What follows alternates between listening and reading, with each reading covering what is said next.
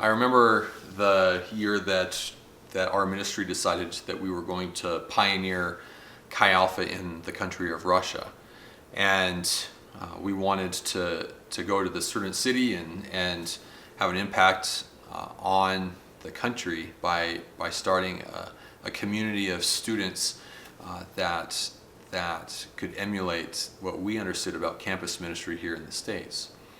And when we got there, there was a number of us, my wife and a couple of our student alumni were part of our team, and they were over there with us. And I began to ask them, like, hey, do you guys want to lead our small group communities kind of solo, or do you want to do it together?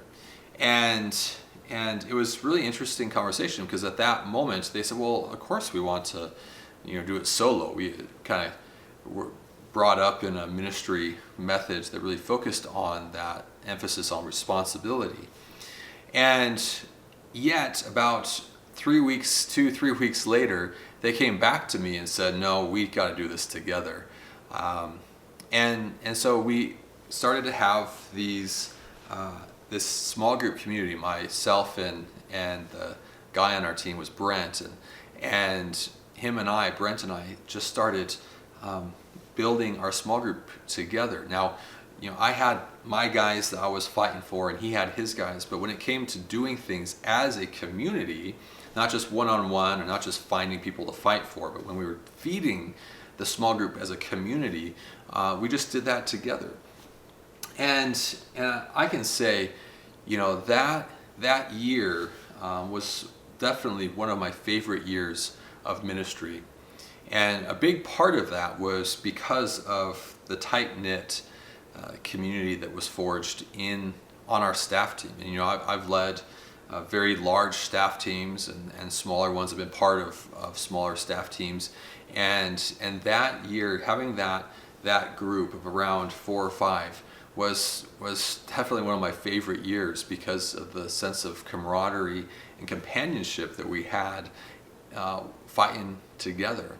But it was also a deeply impactful year as a result of that it was through the interaction that we had with each other, because that was a thing that the staff that was with me realized after a couple of weeks. They said, we need to do this together, because they're not going to see brotherhood or sisterhood. They're not going to understand Christian community unless we model it, and we need to model it before them. Sometimes we say, some things can be taught to people, but many things have to be caught.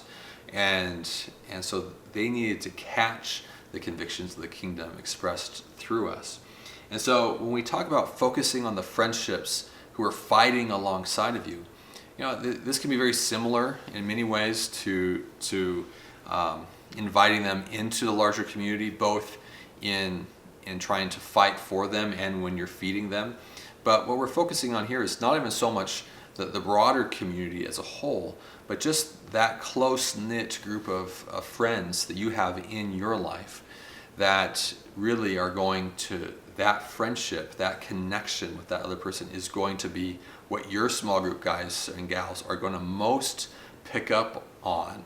That's how you guys treat each other. And if you guys are doing a good job just loving each other, serving, sacrificing for each other, honoring one another, that your small group is going to be impacted in how they treat each other. They're going to be impacted by the kingdom of God, by more than just your life, but by the expression of their lives